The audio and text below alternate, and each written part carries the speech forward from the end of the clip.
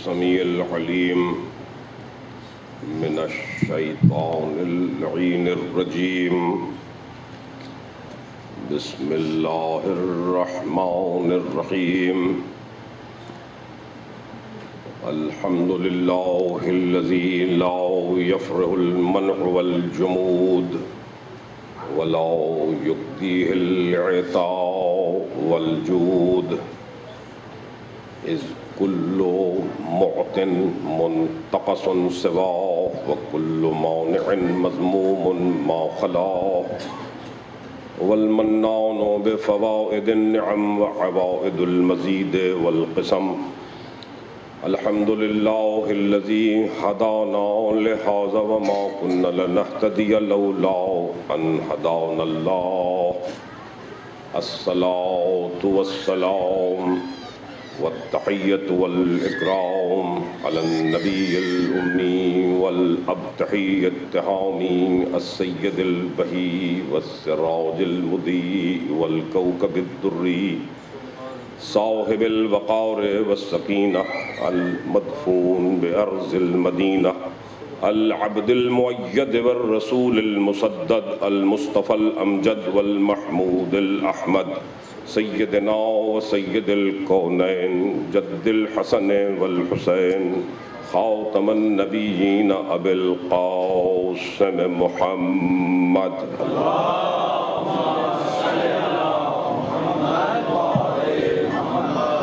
وأهل بيته الطيبين الطاهرين المعصومين المظلومين الذين أذهب الله عنهم الرجس وطهرهم تطهيرا. اللهم صل على محمد وآل محمد. قال الله تبارك وتعالى في كتابه القرآن وخطابه الرحمن وقوله الحق وهو أصدق الصادقين. بسم الله الرحمن الرحيم. جاء الحق وزهق الباطل إن الباطل كان زهوقا. صلوات. اللهم صل على محمد وآل محمد. سامعین محترم، عشرہ اعضاء کی مجالس کے فریضے سے سبکدوش ہونے کے بعد آپ سے آج اس عشرہ محرم الحرام کے سلسلے کی آخری مجلس سے خطاب کر رہا ہوں، اور قرآن مجید کی جس آیہ گرامی کی تلاوت کا شرف حاصل کیا اس کا بہت آسان اردو ترجمہ یہ ہے: اے پیغمبر، اعلان کر دو کہ حق آ گیا ہے اور باطل چلا گیا ہے۔ ان الباطل کان زہوقا، باطل تو تھا ہی اس لیے کہ چلا جائے یا زوال پذیر ہو جائے۔ قرآن مجید کی آیت، اس کا نزول، اس کی شان تنزیل آپ سب کے ذہنوں میں ہونی چاہیے، اور اگر نہیں ہے تو بہرحال یہ میرا فرض منصبی ہے کہ میں وہ آپ کی خدمت میں دوبارہ اس کا اعادہ کرتا چلوں اور آپ کی یاد دہانی کے لیے عرض کرتا چلوں کہ یہ جناب امیر علیہ السلام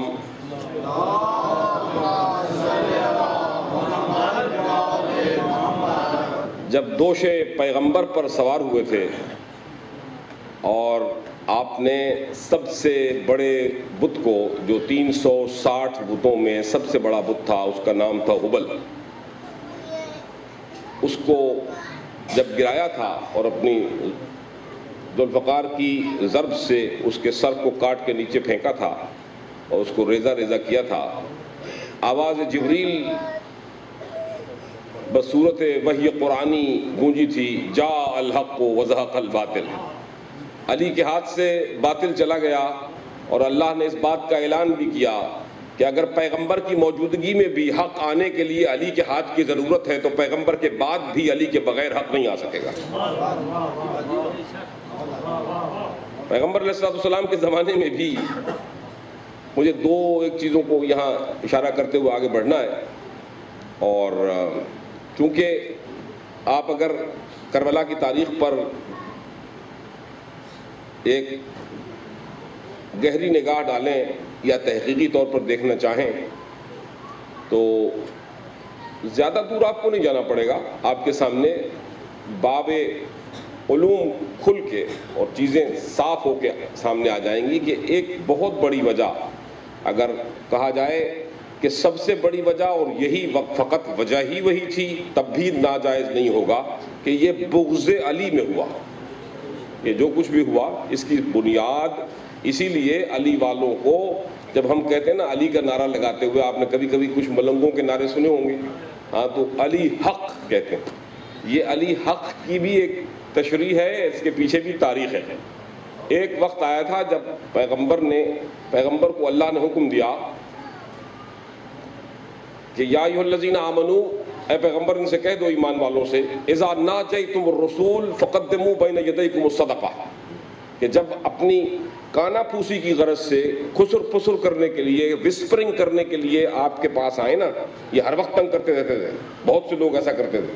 تو اللہ نے کہا ایک پیمانہ مقرر کرتا ہوں، میں دکھاتا ہوں ان کو کہ اب ان کو میں یہ بتاؤں کہ ہر وقت جو آ کے میرے حبیب کو، جس کے طٰہٰ مَا أَنزَلْنَا الْقُرْآنَ لِتَشْقَىٰ، جس کے لیے پیغمبر کے لیے قسم اللہ اٹھاتا ہے، اے نبی ہم نے قرآن اس لیے تو نازل نہیں کیا کہ تجھے مشقت میں ڈالیں. وہ اتنی ناز برداریاں کرتا ہے اپنے محبوب کی، اور یہ ہر وقت اس کو تنگ کرتے رہتے ہیں. تو کہا کہ ایھا الذین آمنوا، اے ایمان والو، اذا ناجیتم الرسول، رسول کے پاس جا کے جب کبھی کان میں کوئی بات کہنا چاہو بڑی رازداری میں، تو اس سے پہلے کہ بات کرو صدقہ دے کے آیا کرو. دیکھیے صدقے کی اہمیت بہت زیادہ ہے، اور میں ہمیشہ آپ کو بتاتا رہتا ہوں کہ وہ گھر جو آل محمد کی تعلیمات سے منور ہے وہ کبھی صدقے کے بغیر نہیں رہ سکتا. اور یہ صدقہ جو ہے وہ رد بلا ہے، اور آپ کو ہمہ وقت اور ہر مومن کو، اور جو جتنی چاہت جس کی زیادہ ہے، آپ کس کے لیے صدقہ نکالتے ہیں؟ آپ بچہ آپ کا سفر پہ جا رہا ہے، بیٹی کی آپ کو میڈیکل کالج میں داخلہ مل گیا، مجھے آج دوست بتا رہے تھے کہیں ان کو جانا ہے، کسی نے کیا ہے صدقہ دے کے جا رہے ہیں، صدقہ نکال رہے ہیں. کوئی مال کا صدقہ نکالتا ہے، کوئی ایون صدقے کی تو کیفیت یہ ہے کہ امام فرماتے ہیں کہ ایک اچھا بول بھی کسی سے بول دینا وہ صدقہ ہے. یہ صرف مال کا صدقہ نہیں ہے، جان کا بھی صدقہ ہے، آپ جانور بھی ذبح کراتے ہیں. محروموں کو، جو لیس فارچونیٹ ہیں، ان تک غذا کا پہنچانا بھی صدقہ ہے. کیوں ہے؟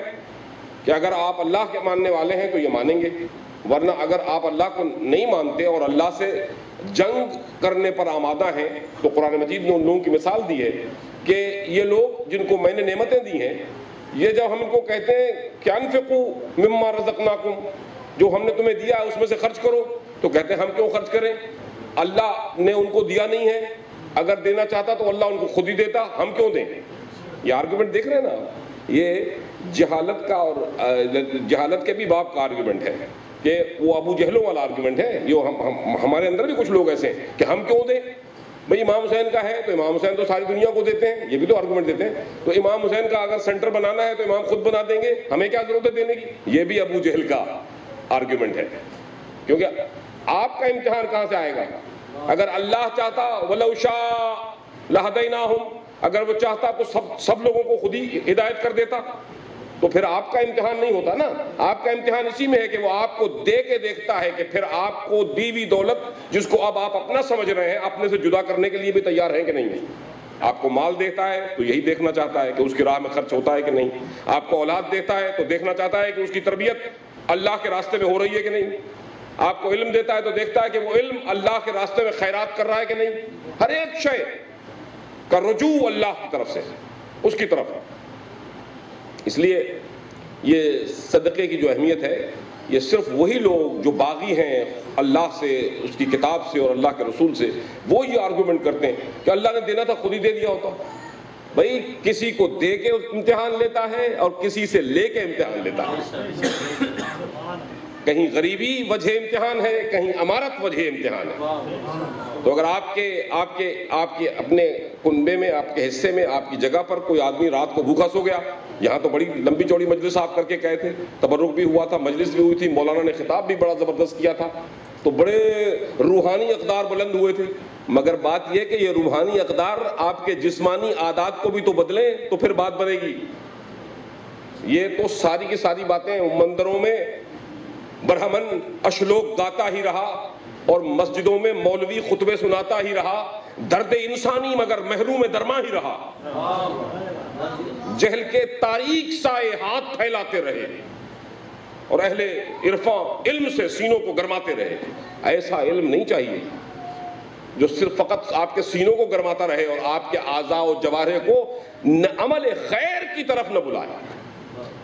ہم یہی تو کہہ کے آتے ہیں نا کہ مولا کائنات علیہ السلام کی بات ہو رہی تھی کہ ان کی بات نہیں مانتے تھے۔ کتنی بڑی بات تھی، یہ عمل خیر کی بات تھی۔ علی کا نام، علی کا پیغام، علی کا کام، علی کی معرفت، علی کی پہچان کیا ہے؟ عمل خیر، حی علی خیر العمل۔ یہی ڈیفرنس ہے نا، آپ اذان میں بھی جا کے دیکھیں، سب سے بڑا ڈیفرنس تو یہی ہے نا، یہی حی علی خیر العمل میں ہی ولایت علی پوشیدہ ہے۔ اس لیے لوگوں نے کاٹ کے پھینک دیا تھا اس کو، اس جملے کو آج تک نہیں مانتے۔ اب جب انہوں نے کاٹا تھا تو بھائی ہمارے پاس بھی تو حق بنتا تھا، جو علی والے تھے انہوں نے اسی لیے کلمہ حق بن گیا یا علی کہنا۔ یا علی کا کہنا اس لیے کلمہ حق بنا کہ دنیا اس کو چھپانا چاہتی تھی، اللہ اس کو بلند کرنا چاہتا ہے۔ تو حی علی خیر العمل کو کسی نے بند کرنے کی کوشش کی، ہم نے کہا اس میں پوشیدہ تھا نعرہ ولایت، تو ہم نے پورے کا پورا اشہد ان علی ولی اللہ پورے کا پورا واضح کر کے بتانا شروع کیا امت کو۔ یہ اسی کی وضاحت تھی حی علی خیر العمل کی، جو آپ کی اذان میں پائی جاتی ہے اور مسلمانوں میں نہیں پائی جاتی۔ تو مسلمانوں کو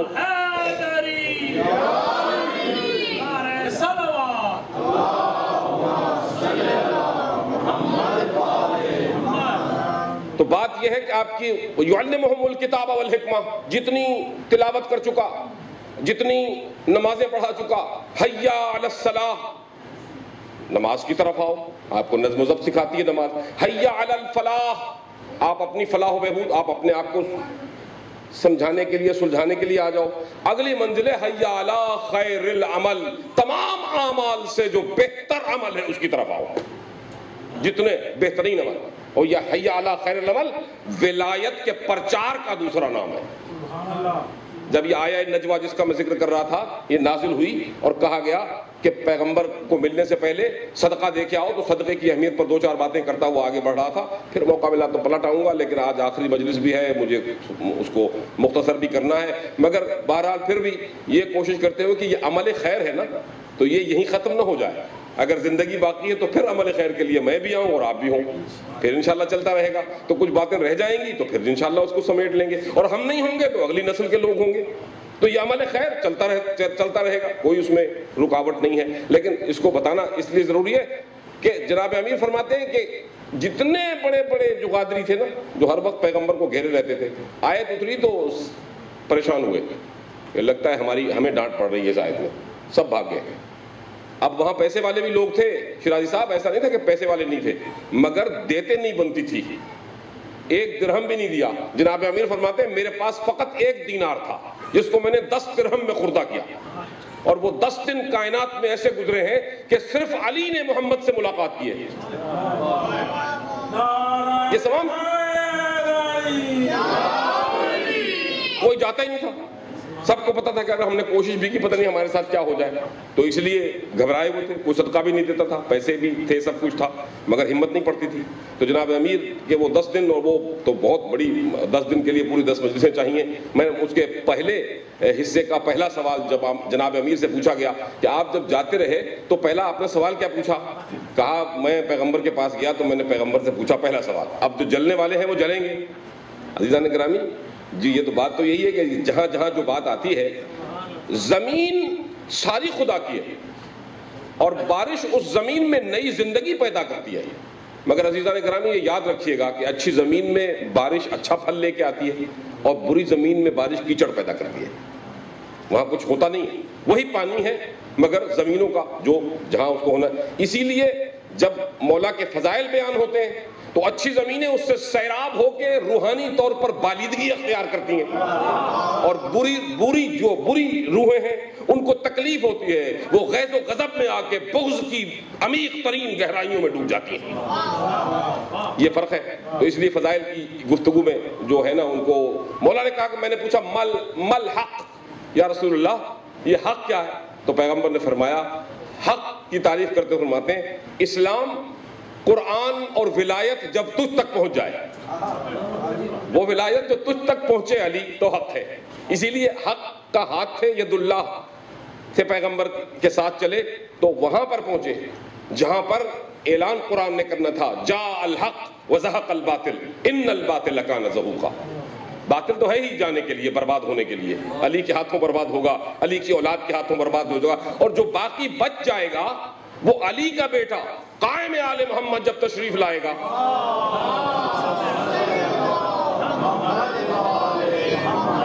وہ سب کو تہس نہس کر دے گا.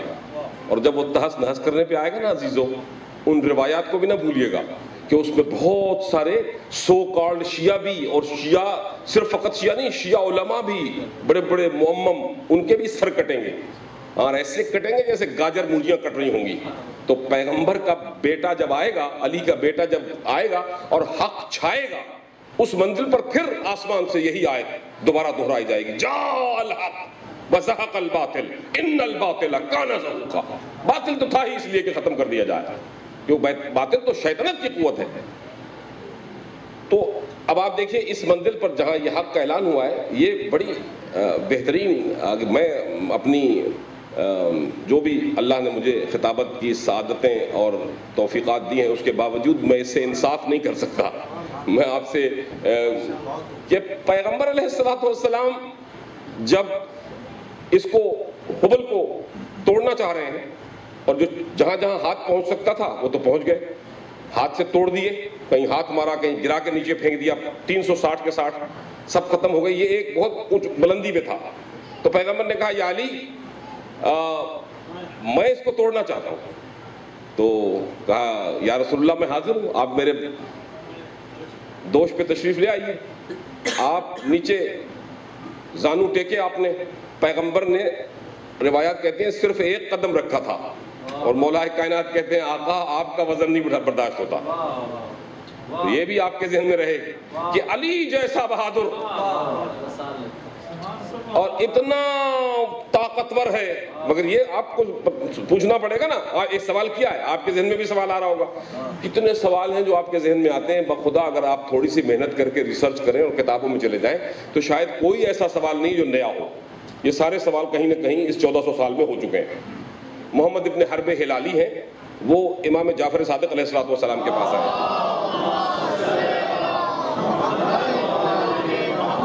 بس میں آہستہ آہستہ کنیکٹ ہو رہا ہوں، مجھے بس تھوڑی دیر وقت چاہیے ہوتا ہے کہ میں اب آ گیا. محمد ابن حرب ہلالی کہہ رہے ہیں یا ابن رسول اللہ، میں ایک سوال کرنے آیا ہوں. تو امام مسکراتے ہیں، فرماتے ہیں محمد تم چاہتے ہو سوال تمہارا کیے بغیر جواب ہم دے دیں، یا تم سوال سنانا چاہتے ہو؟ وہ کہتا ہے مولا وہ سوال تو بعد میں، پہلے یہ بتائیے کہ آپ کو ہمارے دل کی بات کیسے پتہ چل جاتی ہے. تو یہ کیسے پتہ چلتا ہے؟ تو آپ نے فرمایا یہ اللہ نے جو ہم اہل بیت کو فراست عطا کی ہے، یہ اس کا نتیجہ ہے کہ ہم تمہارے دلوں کے راز جانتے ہیں. اور پھر اس کے بعد فرماتے ہیں محمد تم یہی پوچھنا چاہتے تھے نا کہ رسول اللہ گھوڑے پہ بھی بیٹھے، خچر پہ بھی بیٹھے، بعض روایت کے مطابق گدھے پہ بھی بیٹھے، اونٹ پہ بھی بیٹھے، سواریاں کی، اور ان سب کو تو کبھی اتنا بوجھ محسوس نہیں ہوا. تم یہی سوال کرنا چاہتے تھے نا، آپ تمہارے ذہن میں یہی استفہام ہے، یہی پوچھنا چاہتے ہو کہ جب علی علیہ السلام ہمارے جد ان کا وزن نہیں اٹھا سکے تو یہ کیسا وزن تھا کہ علی نہیں اٹھا سکتے؟ علی جیسا شجاع اور بہادر انسان اور طاقتور انسان کائنات میں جس کی مثال نہیں ہے. تو آپ نے فرمایا یہی فرق ہے. فرماتے ہیں کہ بالکل مولا میں یہی پوچھنا چاہتا تھا. کہا اس کا جواب اتنا ہے کہ علی کو پہلے نیچے بلایا تھا کہ زانو ٹیکو میں چڑھ کے دکھاتا ہوں، لیکن ایک مرتبہ جب مولا نے کہا کہ میں نہیں اٹھا سکتا آپ کا بوجھ، تو آپ نے کہا علی اللہ کا حکم ہے کہ ایسا نہیں ہو سکتا، تم اپنے زانو ٹیکو اور علی کو اپنے دوش پر بلند کرو.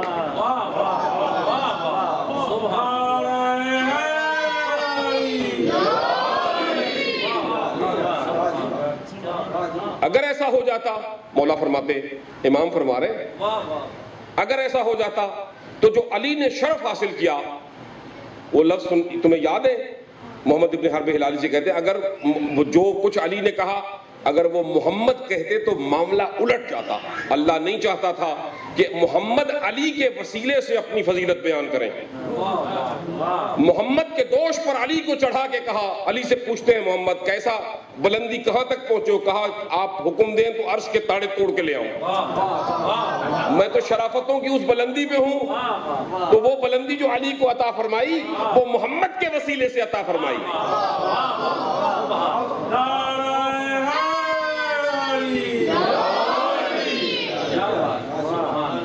اس لیے عزیزان گرامی یہ دونوں طاقتیں جب اکٹھی ہوتی ہیں نا. لیکن مجھے ایک بات اور بھی کہنی ہے آپ سے کہ یہ بھی ذہن میں رکھیے گا کہ یہ ایک خاص مقام پر اس بات کو دکھانا تھا کہ حق جب آئے گا اس طرح آئے گا. اور اس کو یاد رکھنا کہ یہ نہ سمجھنا جیسے آپ کے پاس میں مثال دیتا چلوں. ہمارے پرانے بزرگ علماء یہ مثال دیا کرتے تھے کہ اگر کلام پاک آپ کے پاس ہو, ذرا غور سے ہمیں بتائیے گا اور آپ غور کیجئے گا. مثلا مثال کے طور پر آپ کے پاس کتابیں ہوں 12 یا 14 اور ان کتابوں میں ایک بڑی کتاب ہے پھر اس سے کچھ چھوٹی ہے. آپ اس کی ترتیب کس طرح دیں گے؟ اگر آپ کو ایک گٹھڑی میں یا ایک جگہ پر ان کو اکٹھا کرنا ہو تو جناب گرامی یہ کامن سینس ہے انسان کی, عقل سلیم کا تقاضا ہے کہ ان کو پراپر سٹینڈنگ دینی ہے. تو جب بھی آپ کریں گے تو بنیاد میں نیچے رکھیں گے بڑی. اگر آپ نے نیچے رکھی چھوٹی کتاب اور اوپر رکھ دی بڑی اور تھوڑی دیر کے بعد پھر اسی طرح سے آپ نے تو ساری کی ساری ڈھل ملا جائیں گی, وہ مضبوط نہیں بن سکیں گی. مضبوطی کے لیے ضروری ہے کہ بڑی والی نیچے ہو اور اس سے چھوٹے والی اس کے اوپر, اس سے چھوٹے والی اس کے اوپر, اس کے چھوٹے والی اس کے اوپر. اسی طرح ہوتے ہوتے محمد سے معاملہ مہدی تک پہنچے. میری بات سمجھ رہے ہیں نا آپ؟ تو علی اب جب کوئی اعتراض کرے نا آپ سے پوچھے کہ دیکھیے علی کو بلند کر دیتے ہیں. بھائی علی کو بلند اس لیے کیا کہ ضرورت وقت تھی, امر خدا بھی یہی تھا اور انسان کی عقل سلیم بھی یہی کہتی ہے کہ بڑی کتاب نیچے ہو اور چھوٹی کتاب اس کے اوپر. مگر ہیں دونوں قرآن. اسی لیے اگر ہم کسی کتاب پر کوئی اور کتاب لا کے رکھ دیں قرآن پر تو توہین ہے.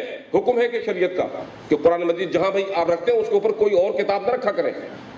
اگر کوئی کتاب جا سکتی ہے تو فقط قرآن.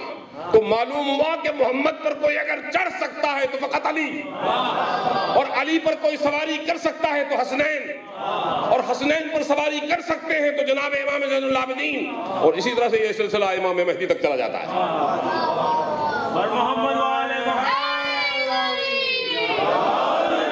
محمد والے محمد صلوات.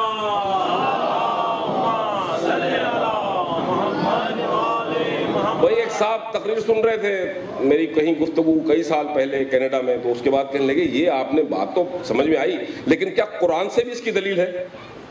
یہ تو بات سمجھ میں آ گئی, آپ نے سنا دیا کہ ایسا ہو گیا, ایسا سمجھ میں آ گئی. بالکل نور علی نور تھے جو مرکز وہاں دکھائی دے رہا تھا, ایک نور دوسرے نور پہ چڑھا. تو اصل میں حقیقت امر تو اس سے بھی آگے ہے کہ اصل میں ایک ہی چیز ہے, کوئی فرق ہی نہیں ہے ان میں.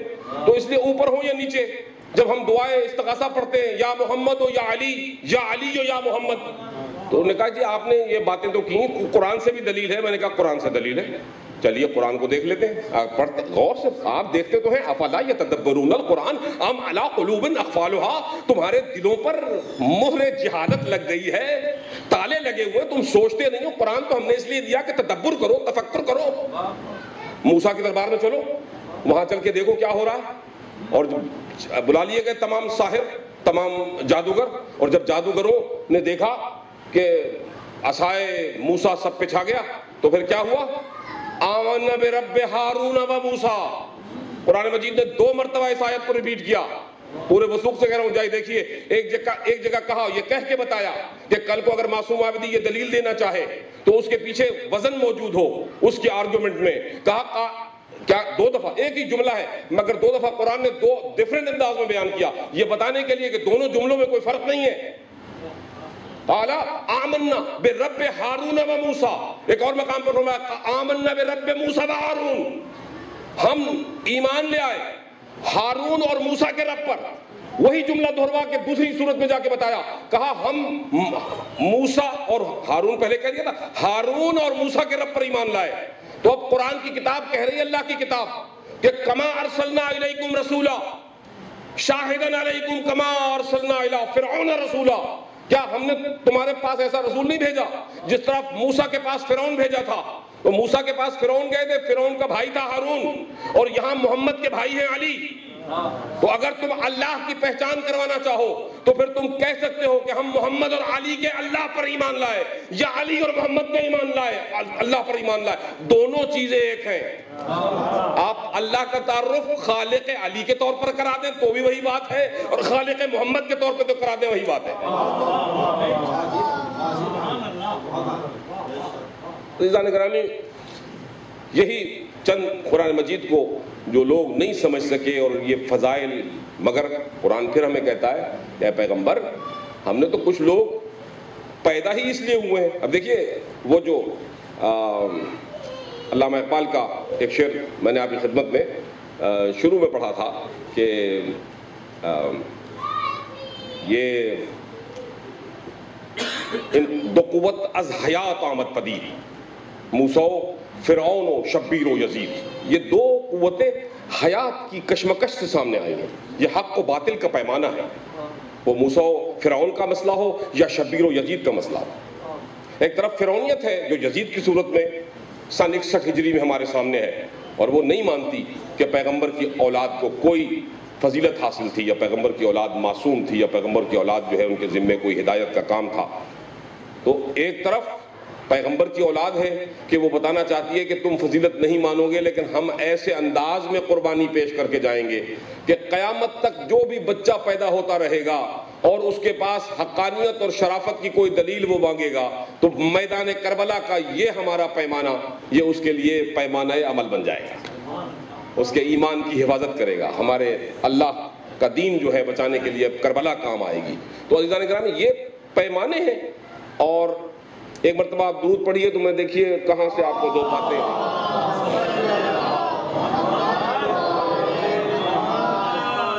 بارہ دیگر صلوات۔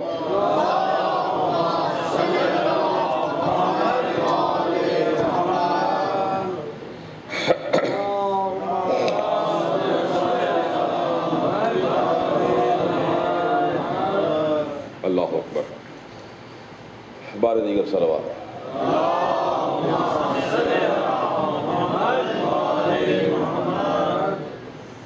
تو آیا نجوہ پر ذکر کر رہا تھا میں، واپس وہیں پلٹ جاؤں، پھر اور کئی ایسی انداز میں گفتگو شروع ہو جاتی ہے کہ جس طرف جاؤں تو پھر اسی طرف کی اطلاعات آنا شروع ہو جاتی ہیں، مگر بہرحال مجھے پھر پلٹنا ہے وہ آیا نجوہ کی طرف۔ اور جناب امیر علیہ الصلوۃ والسلام فرماتے ہیں کہ ایک دن انہی 10 دنوں میں سے ایک دن کا ذکر کرتے ہوئے فرماتے ہیں کہ جبریل امین وحی لے کے آیا پیغمبر کے پاس، اور پیغمبر علیہ الصلوۃ والسلام اکیلے بیٹھے تھے، اور انہوں نے انتظار کیا، اور جبریل نے کہا یا رسول اللہ، میرا دل چاہتا ہے کہ آپ کو اس انداز میں دیکھوں، آپ کے نور کو، جس طرح ہم عالم ملکوت میں انسانوں اور بشریت کے پیدا ہونے سے پہلے دیکھا کرتے تھے۔ تو پیغمبر نے فرمایا جبریل تم تھوڑی دیر انتظار کرو۔ اتنے جناب امیر صدقہ دے کے داخل ہوئے، رسول اللہ صلی اللہ علیہ وسلم کے پاس تشریف لائے۔ قال رسول اللہ، پیغمبر نے فرمایا علی میرے قریب آؤ، میرے قریب آؤ، دیکھنے والے ہیں جبریل، اب ہے یہ اللہ کا روح القدس، یہ اللہ کا امین وہی فرشتہ، یہ استاد فرشتگان، یہ بیٹھا ہوا دیکھ رہا ہے۔ اور ایک مرتبہ پیغمبر نے اپنی پیشانی کو علی کی پیشانی سے رگڑا، اور ہماری مسلمانوں کی کتابوں نے اس پر لکھا کہ جیسے ہی ایک نور ساطع ہوا تو جبریل نے کہا ھذا نور الذی کنا نراہ فی قوائم العرش، پیغمبر خدا کی قسم یہ وہی نور ہے جو ہم قوائم عرش میں دیکھا کرتے تھے۔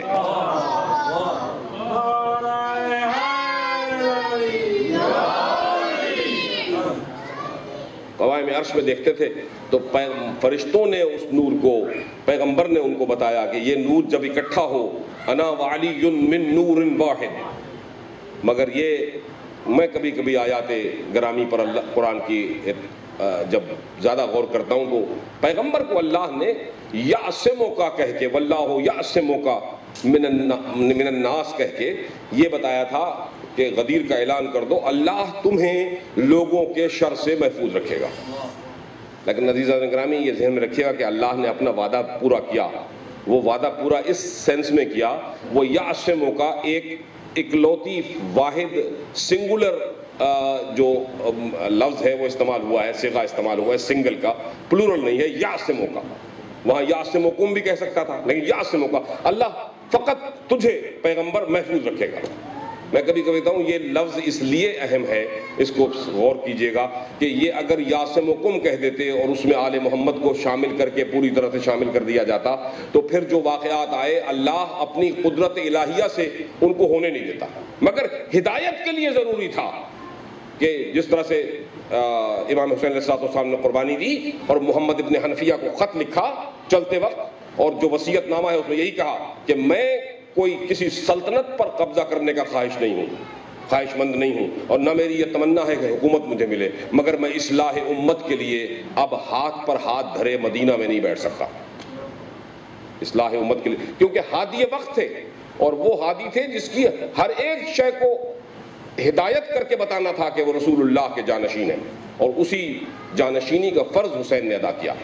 اگر اس کو عام حالات میں ہم سمجھنا چاہیں امام حسین علیہ السلام کا فریضہ کیا تھا اس وقت. اور فریضہ اگر آپ غور کیجئے تو حالات اتنے خراب تھے. شراب خوری کے انجام دیکھیے، جو مسئلہ تھا کہ وہاں شادی کے فتوے کہ ماں کے ساتھ بھی شادی ہو سکتی ہے اور بہن کے ساتھ بھی نعوذ باللہ من ذالک شادی ہو سکتی ہے، یہ تمام فتاوا یزید کے کورٹ میں اس کی موجودگی میں ہو رہے تھے.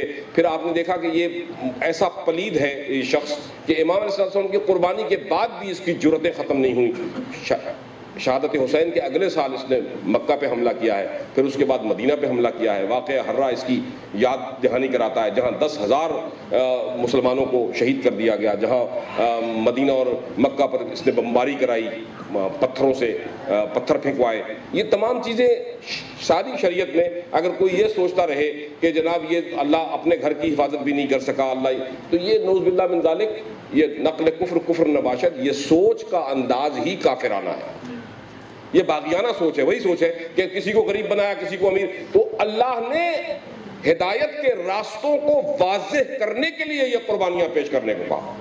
اور آج آپ دیکھ لیجئے، اگر آپ اس کے ہسٹری کے کینوس کو بڑھا دیں، اگر آپ تھوڑی دیر کے لیے دیکھیں تو آپ کو بڑی تکلیف پریشانی ہوتی ہے کہ یہ ہمارے بندے مارے جا رہے ہیں یا کربلا میں آل رسول ذبح ہو گئی. لیکن اگر آپ اس کینوس کو بڑھا دیں، آج جس کے سامنے 1400 برس کا پیغام ہو، اگر آپ یقین سے دیکھیے اس وقت اگر کوئی شخص 1400 سال بعد کی بات کو دیکھ رہا ہو تو پھر اس کو کربلا شکست نہیں دکھائی دے گی، کربلا فتح مبین کے طور پر دکھائی دے گی. یہ اسی لیے جناب امیر سے کسی نے کہا، ایک جنگ صفین میں ایک شخص ساتھ ہے اور بڑا اتراتا ہوا خوش ہوتا ہوا آتا ہے، جیسے ہم لوگ مولا کے نام پہ خوش ہوتے ہیں نا. کہتا ہے مولا میں کتنا خوش نصیب ہوں کہ آپ کے ساتھ جہاد میں شریک ہوں اور منافقوں کو مطلب مار رہا ہوں اور آپ کے ساتھ شریک ہوں. اللہ نے میری دعا قبول فرما لی. لیکن مجھے کبھی کبھی مولا خیال آتا ہے کاش میرا بھائی بھی جو مجھ سے تھوڑا دور ہے وہ بھی میرے ساتھ ہوتا. آپ نے فرمایا کیا وہ اہل ایمان سے ہے؟ یعنی سمجھ رہے ہیں میری بات آپ کو؟ اہل ایمان سے. کہا ہاں مولا بڑا مومن ہے، میرے ساتھ ہے اور آپ کا ماننے والا ہے. کہا پھر یوں سمجھو کہ وہ ہمارے ساتھ ہے. پھر آپ نے ایک جملہ کہا، دیکھیے وہ جملہ آپ تک پہنچ رہا ہے کیونکہ کینوس وسیع ہے. وہی چھوٹی سی وہی بات نہیں ہے کہ کوئی مر رہا ہے کوئی جی رہا ہے. آپ نے فرمایا وہی فقط وہی نہیں بلکہ ابھی تک جو صلب مادر میں نہیں آیا اور جو آج سے صدیوں بعد وجود میں آئے گا وہ بھی ہمارے ساتھ اس معرکہ حق و باطل میں شریک ہے.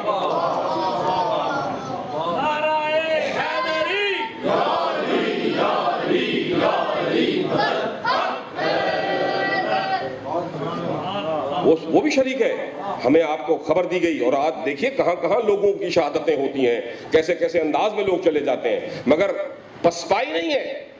اور لطف کا عالم یہ ہے کہ اللہ جب اپنا وعدہ پورا کر رہا ہے تو ہم بھی آج دور سے بیٹھے ہوئے بھی اگر دیکھ رہے ہیں، کچھ لوگ ہمارے یہاں ہیں جن کے اپنے بڑے قریبی عزیز جن کے خون کا رشتہ جن لوگوں کے ساتھ ہے وہ شہادت پا گئے. اور یقیناً جہاں آگ ہوتی ہے وہی جگہ جلتی ہے، اس میں کوئی شک و شبہ نہیں. لیکن وہ سب ہمارے لیے سرمایہ حیات ہے، اس لیے کہ وہ خود تو چلے گئے مگر اپنی ابدی نیند اس طرح سوئے ہیں کہ ہمارے اندر اور ہمیں جو تحفظ ادا کیا، جو حق کی خدمت کر کے سوئے ہیں، اللہ اس کو اپریشیٹ کر رہا ہے. جال حق وزہق الباطل ان الباطل کان زہوقا. باطل تو ہے ہی جانے کے لیے، وہ اس یقین سے جاتے ہیں. اور ابھی بھی کوئی کسی جگہ کی خبر نہیں ہے، یعنی ہم کمزور ایمان والوں کا یہ حال ہے یہ تو ایمان کی کمزوری تو ہمارے ساتھ ساتھ ہے نا عزیزوں. میں تو ممبر سے اس کو ایڈمٹ کرنے کے لیے تیار ہوں.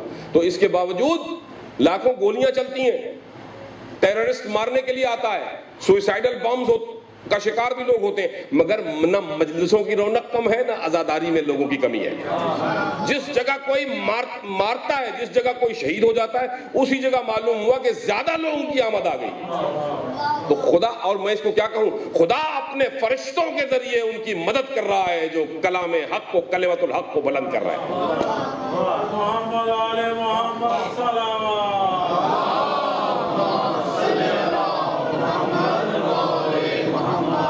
دنیا میں کتنے لوگ ہیں مر جاتے ہیں اور چلے جاتے ہیں. آپ کے بھی بڑے عزیزوں, آج بھی ہمارے ایک عزیز کی ڈیتھ ہو گئی.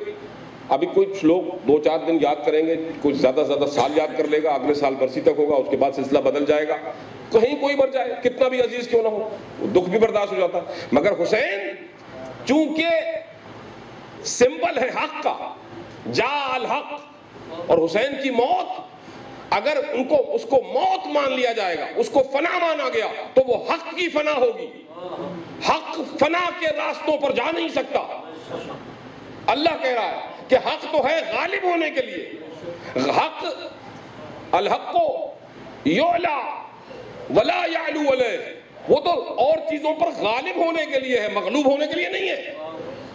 اسی لیے تو ہم مولا کائنات علیہ السلام کے ہاتھ کو جو کہتے ہیں نا, غالب علی کل غالب, جتنی بھی چیزیں غالب آ سکتی ہیں, مولا کا حق کا ہاتھ ہے, وہ سب چیزوں پہ غالب ہے, سب چیزوں پہ غالب ہے. اور وہی ہاتھ ہے جس کو ہم مدد کے لیے بلاتے ہیں, وہی ہاتھ ہے جس کو کربلا میں حسین نے بھی مدد کے لیے بلایا. مختلف انداز میں آئے, قربانی کا انداز, صبر کو مہمیز کرنے کے لیے آیا, حسین کو قوت عطا فرمانے کے لیے آیا. بیٹا حسین, تم اپنا وعدہ پورا کر رہے ہو, ہمیں پتا ہے تم کس منزل سے گزر رہے ہو. ایک منزل سے چلے, 28 رجب کو حسین چلے. اور یہ تو سب کو پتا ہے نا کہ ماں نے خواب میں کہا تھا, بیٹا یہ نہ سمجھنا کہ تم اکیلے جاؤ گے, فاطمہ زہرا بھی کنٹینویشن ہے پیغمبر کی, راس الرئی سے بزم رسالت ہے فاطمہ. ہاں, پردہ نشین ہوتی تو تنہا, کسی نے بڑا اچھا جملہ کہا ہے, میں ذہن پہ آ گیا تو بتاتا چلوں کہ تنہا نبی کے علم کی وارث بطول تھیں, اور پردہ نشین ہوتی تو یہ بھی رسول تھیں. ہاں, مگر یہ ایسی رسول تھیں کہ ایسی پرورش کی تھی انہوں نے بچوں کی. ہاں, اور حسین نے ماں کے نام کی لاج رکھی, ہر ایک منزل پر اپنی ماں کو یاد کیا, ہر ایک منزل پر ماں کو یاد کیا. 28 رجب کو کربلا کے لیے نہیں, مکہ کے لیے چلے. 3 یا 4 شعبان کو مکہ پہنچے. 4 مہینے کا تقریباً قیام ہے, اور درس حق دیتے رہے مکہ معظمہ میں بیٹھ کے. پھر اس کے بعد 8 کو حج کو چھوڑا, عمرہ کیا, اور کوفہ کی طرف روانہ ہوئے. راستے میں حر نے راستہ روکا اور کہا آپ جا نہیں سکتے. 2 محرم کو سید الشہداء امام حسین, جن کی آپ یاد تازہ کر رہے ہیں, وہ پیمانہ حق کربلا میں اتر گیا. جب کربلا میں اترا, یاد رکھیے گا ایک جملہ کہا تھا, بہن رو رہی تھیں کہ بھیا یہ تو جدائی کا مقام آ گیا, آپ انا للہ و انا الیہ راجعون پڑھ رہے ہیں. تو آپ نے کہا زینب یہ وہ مقام ہے جہاں ہمارے لاشیں گریں گے, اور زینب یہ وہ مقام ہے جو میرے بابا نے اور میرے نانا نے اور میری ماں نے مجھے خبر دی تھی کہ یہاں عشاق کے مقبرے بنیں گے, عاشقان الہی کی قبریں ہوں گی. زینب, ان قبروں کو لوگ مٹانا چاہیں گے لیکن دنیا کی کوئی طاقت مٹا نہیں سکے گی.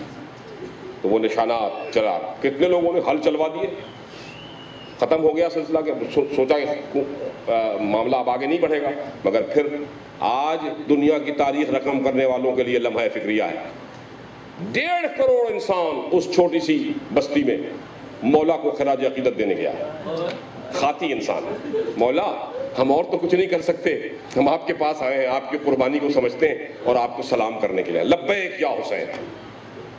اور اللہ بتا رہا ہے کہ تم جہاں کہیں سے بھی اللہم لبیک اللہم کرواتے رہو گے, مگر میں حسین کو لبیک کہنے والوں کی تعداد میں مسلسل اضافہ کرتا رہوں گا. جو حسین نے میرے نام کی لاج رکھی ہے, تو میرے نام کی بلندی وہاں سے ہوگی جہاں سے میرا حسین جہاں ہوگا۔ اسی لیے جناب عزیزان گرامی، آج بھی دنیا کے تمام جگہوں پر مجالس ہیں۔ آج محرم کے 10 دن بھی آپ نے گزارے ہیں۔ آپ اپنے طور پر سوچتے ہوں گے کہ ہم نے مولا کا حق ادا کر دیا۔ میں شروع سے کہہ رہا ہوں کہ ہم اپنا حق تو نہیں ادا کر سکتے۔ حقیقت امر یہ ہے کہ ائمہ فرماتے ہیں، میں اب ڈرتے ڈرتے کہہ رہا ہوں کہ حسین کی خدمت ایسی ہے کہ اللہ وحدہ لا شریک، اللہ وحدہ لا شریک وہ حق ادا نہیں کر سکتا حسین کی خدمت میں ڈرتے اس لیے اللہ قادر مطلق ہے، مگر اس کا ادراک ہم اس لیے نہیں کر سکتے کہ اس کے حق ادا کرنے کی کوئی انتہا نہیں ہے،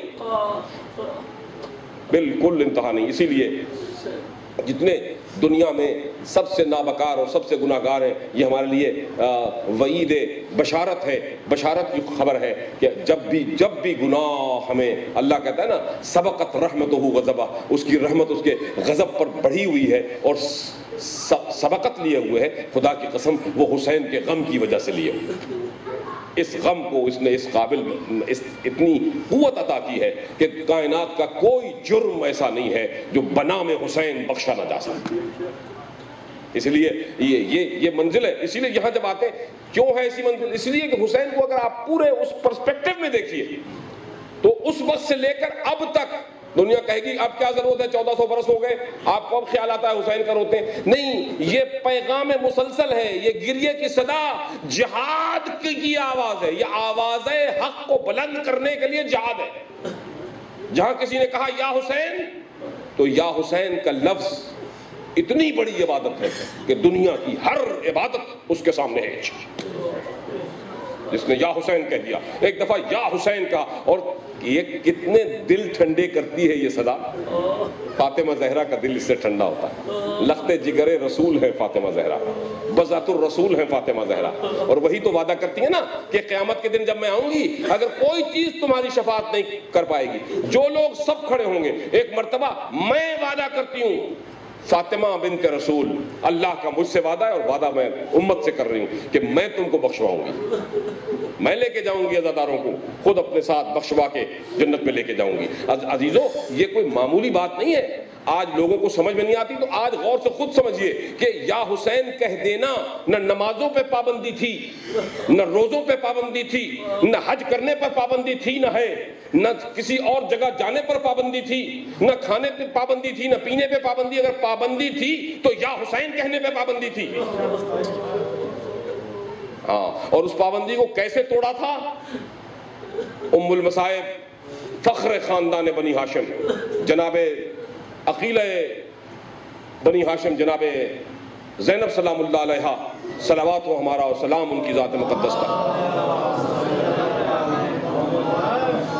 یہ سلسلہ عزا جب اپنی آخری منزل پہ پہنچے گا تو ایک منزل پہ آپ کو ذاکرین اور علماء سنائیں گے نا کہ آپ بی بی کو رہائی ملی، اور بی بی نے رہائی جو لی تو عجیب بات ہے، اتنی دیر سے ایک کوئی قید میں ہو۔ اب میں آپ کو بتا رہا ہوں کہ کتنی اہمیت ہے یا حسین کی۔ ہاں، اتنی دیر سے کوئی قید میں ہو اور اس کو کہا جا رہا ہو کہ گھر جاؤ گی، مدینہ جہاں ماں کی قبر ہے، مدینہ جہاں رسول اللہ کی قبر ہے، مدینہ جانا کتنی عظمت کی بات ہے میرے اور آپ کے لیے بھی۔ تو زینب کا کتنا دل تڑپتا ہوگا، اتنی دیر سے قید میں ہے زینب۔ مگر زینب نے کہا بیٹا سجاد یزید سے جا کے کہو رہائی لوں گی ایک شرط کے ساتھ۔ آ گئی سمجھ میں آپ کو؟ اللہ آپ کے درجات کو بلند فرما دے۔ وہ ایک شرط کے ساتھ سجاد یزید سے جا کے کہو کہ زینب کہتی ہے جب سے میں اسیر ہوئی ہوں اس وقت سے میں لوگوں کو روتے ہوئے بچوں کو چپ کراتی رہی ہوں، اور حسین پر پورے شوق کے ساتھ، دل کے ساتھ جو میری تمنا تھی رو نہیں سکی۔ تو قید خانے میں ہمیں ایک جگہ ایسی دے دے جہاں حسین کی مجلس کر سکیں۔ پہلے میں حسین کی مجلس دمشق میں قائم کروں گی اور پھر مکہ و مدینہ جاؤں گی، پھر جاؤں گی مدینہ۔ زینب ایسے نہیں جائے گی۔ تو زینب نے جس مجلس کا آغاز کیا تھا نا، ہوتے ہوتے وہ ڈی سی ایریا میں بھی ہے، آج سے نہیں ہے، 50 سال سے چل رہی ہے، لگ بھگ اتنے سال تو ہو گئے ہوں گے، ہر جگہ پر پہنچی ہوئی ادا، اور یہ ادا پہنچ رہی ہے۔ اور یہ ادا اس زینب کی سنت ہے جو مکہ جانے سے، مکہ مدینہ جانے سے، کربلا جانے سے بھی سب سے امپورٹنٹ بات یہ سمجھتی ہے کہ جہاں پر موقع ملے وہاں پر صدائے یا حسین بلند کی جائے۔ حسین کربلا میں آئے، 2 محرم کو کربلا میں آ گئے، 9 محرم کو فرصت لی، عبادات سے فارغ ہوئے، اور یہ سب چیزیں مدینے میں بھی ہو سکتی تھیں، مکہ میں بھی ہو سکتی تھیں، مگر حسین نے اپنے لیے ایک چٹیل میدان کو چنا تاکہ حق ہمیشہ کے لیے سب کے سامنے آ جائے اور میدان میں کھلی جنگ لڑی جائے. کہیں گلیوں میں کوئی مجھے نہ مار دے، حاجیوں کو بھیس میں کوئی مجھے قتل نہ کر دے.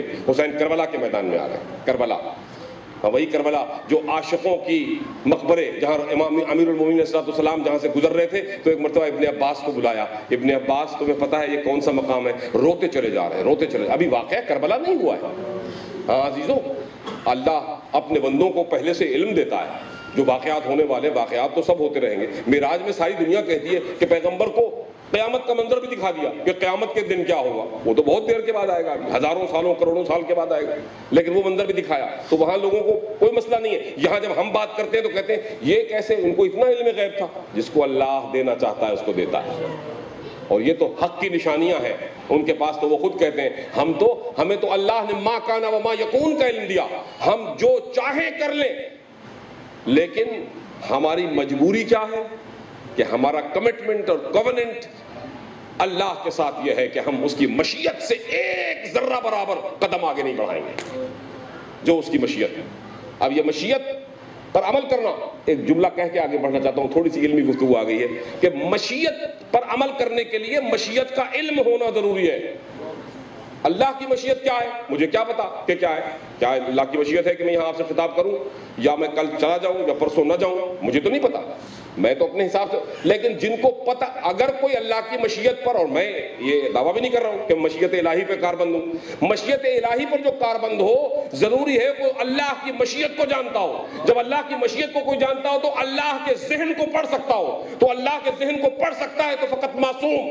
تو ماننا پڑے گا کہ کائنات کی ہر شے جو خدا بند کی مشیت کو جانتا ہے، جو اللہ کی مشیت کو جانتا ہے، وہ اللہ کے تمام علوم کو جانتا ہے. اسی لیے ماننا پڑے گا. وہ نہ اظہار کرے وہ ان کی مرضی ہے، کب اظہار کرے کب نہ کرے.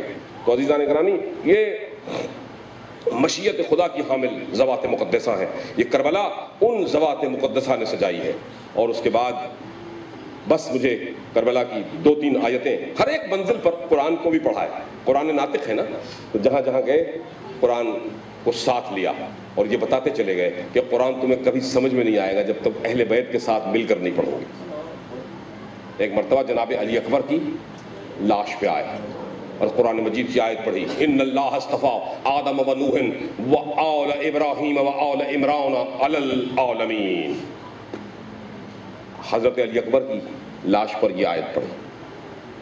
جب احباب کی لاش پر، اصحاب کی لاش پہ آئے، قرآن مجید کو پھر تلاوت فرمایا، یوفون الذین یوفون بعہد اللہ الذین یوفون بعہد اللہ ولا ینقضون المیثاق. ارے کائنات میں یہ ایسے لوگ بھی ہیں جو اللہ سے کیے ہوئے وعدے کو پورا کرتے ہیں اور اس سے کیے ہوئے معاہدے کو توڑتے نہیں ہیں. علی اصغر کی لاش پر آئے، علی اصغر کی لاش اٹھائے ہوئے، تو پھر کیا پڑھا؟ انا للہ و انا الیہ راجعون.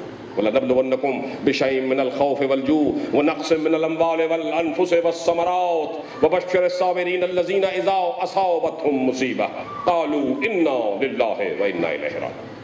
یہ ایک ایک آیت خود پوری تفصیل بتا رہی ہے کہ جانے والوں کی اہمیت کیا ہے. علی اصغر بھی چلے گئے اور جناب زینب کو جب تلقین کی ہے نا صبر کی تلقین کرتے ہوئے کہتے ہیں، بہن زینب تمہارا درد میں رونا بجا ہے مگر تمہارے درد کی منزلیں بہت طویل ہیں، بہت طویل ہیں. اپنی قوتوں کو سنبھال کے رکھو زینب. اور میں عجیب منزل ہے کہ ایسی بھائی کی نصیحت پر عمل بھی کیا ہے، ماں کی وصیت پر بھی عمل کیا ہے. بڑی بڑی مشکل منازل سے بیوی گزری ہے، اور جو سب سے بڑی مشکل تھی، چلیے